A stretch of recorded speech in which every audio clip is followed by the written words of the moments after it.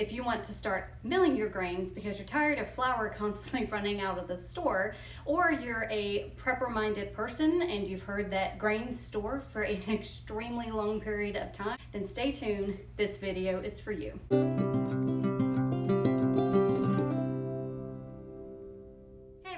Welcome back to Grains and Grit. My name is Felicia. Today we're going to talk about how to start milling grains, where to buy them, and how to store them. Milling your own grains can seem overwhelming at first, especially knowing where in the world do you buy bulk wheat berries from. It's not necessarily something that Walmart carries on it all the time. You can buy flour, not necessarily wheat berries. So first off, let's just start out basically what you need to start milling your own grains. One, you need a grain mill. This could be electric or it could be manual. Electric is great because it's electric. It doesn't require much work to do that, but a manual one is great for in case a power outage goes out, especially if you're a prepper and you're thinking of not being on the grid, things like that. A hand grind one is excellent as well. For me, I actually have a Wondermill electric mill. I have had it for about 9 years, ever since I started milling bread, and it's still going strong. There are other brands. Nutrimill is another one. If you have a KitchenAid, you can get an attachment that goes onto your KitchenAid. I know people who have done that. It works great. There are also other mills that I have been seeing on the market, especially since the 2020 pandemic and grain mills completely sold out. But the Nutrimill and the Wondermill are the ones that were most common when I started, and so I picked the Wondermill.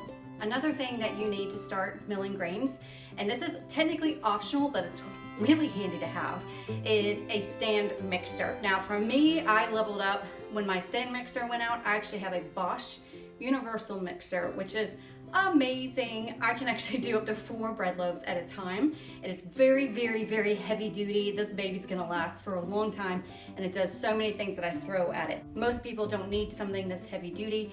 A lot of people start off with a KitchenAid type stand mixer.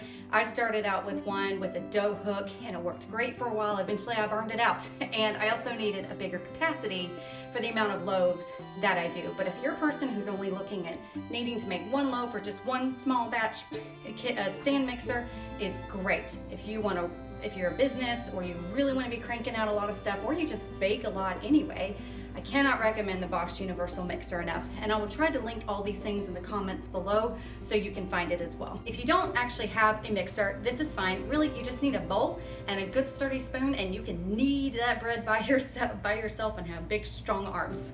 It's what they used to do in the past. Okay, so the next thing is where to buy your grain. And this is the biggest question because again, you can't just run down to Walmart, Winn-Dixie, your local grocery store, and they're necessarily gonna have 25 or 50 pound bags of wheat berries or just grains in bulk, period. You definitely want to buy grains in bulk. We're talking 25 and 50 pound bags. This is where you will save the most money. A little note, what you buy to grind your own wheat to make flour is called wheat berries, and there's multiple types that you can get. That will be another video because that's a video all in itself, and so we will go into that. But bottom line, search for wheat berries. You need different types for what different types of bread you're going to make, or you can look at oats, beans, spelt, kamut, einkorn, things like that. But ultimately the most common is wheat berries. So if you're searching, look for that. The place that I buy my wheat berries from now and all my grains in bulk is Azure Standard. They are a company based out of Oregon. They are wonderful. They actually grow their own wheat, so they actually are the cheapest. How Azure Standard works is you order from them on a monthly basis, and they have drops throughout the entire United States now. So if you're not in the United States, I'm sorry. But right now they have drops that you sign up for. So you need to go to Azure Standard, you type in your zip code or your address, and they can let you know where your closest drop is. You sign up for that. It doesn't cost anything to sign up. You place your order, and then by a certain date, and then you go and pick that order up.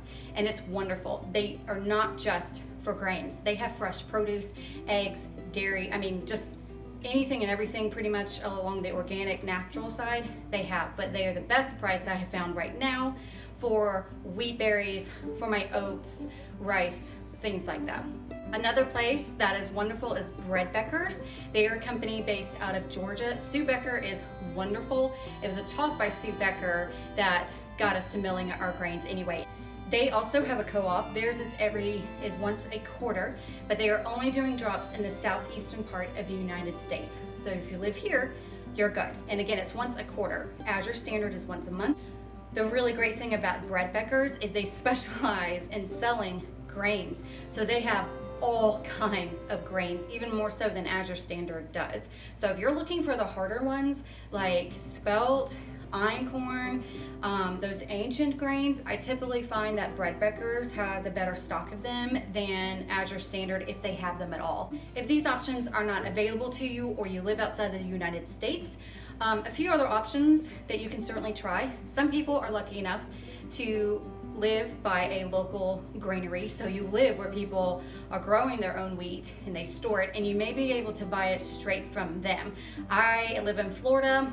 We don't grow wheat here, so that's not an option for me, but I have talked to people who do live close by to those local farmers, and hey, if you can do it, fantastic. It's probably the cheapest way to go. And you're shopping locally and supporting that farm business. Another place that I've tried is if you have a local grocery store, typically not a chain, and especially if you go in and they have the bulk grain bins, and you can go and you can buy a pound or two, talk to them, and most likely they can put in a special order for you for those 25 or 50 pound bags. And last but not least, you can't always look online. There are places online that you can buy. I mean, I've even seen Amazon have wheat berries for sale. Make sure you really check the shipping rates, because shipping, it's very, very heavy. I mean, it's a 50 pound, 25 pound bag, and shipping alone can be just as much as the grains themselves. So if you find a place online, just watch out for those shipping costs. Last but not least, how to store these grains. And in order for grain to keep, you need to store it in some sort of container that's gonna keep the pest out and it's gonna keep moisture out. If you're using them very quickly, if you're only buying, say, 5 pounds, you're using it in a month, mason jars, those small, even a plastic bag will be totally fine because you're using it up quickly. However, if you were looking to store this long term, because grains, wheat berries specifically, will store indefinitely so long as they are pest free and you keep all the moisture out. You really want to watch how you store them, and the best way I've found to store them is just simple 5-gallon food grade buckets with a really good strong lid, and you're good to go. Now, my favorite lids and the most convenient, especially when I'm going into these buckets all the time, are the Gamma lids. They're a screw top lid, and I will show that to you. But I love these lids because it's so convenient. I don't have to try and pry open a lid. It just screws right on, and I'll link that as well in the comments below. Otherwise, if you're storing for long term, just make sure you have a good lid. I have buckets of grain stored more in a long-term storage, and I just have regular lids on those because I'm not always going in them on a daily basis like I am with what I have here in my pantry inside the house. If you're looking at smaller amounts of grains, mason jars work great. Glass jars with a good screw-on lid, those look great, and they look beautiful too. Just a note, if you are wanting to store corn or rice, or just if you're buying them in bulk and you're not going through it super fast, stick the corn and the rice in your freezer for a good 24 hours when you get it. Because as gross as this sounds, there are these tiny, teeny, tiny little mite type bugs. I can't remember what they're called. After long-term storage, they're gonna hatch and come out, and then all of your grain is gonna be filled with bugs. And you're not gonna want that. You're gonna need to throw it out. So again, this only applies with corn and rice.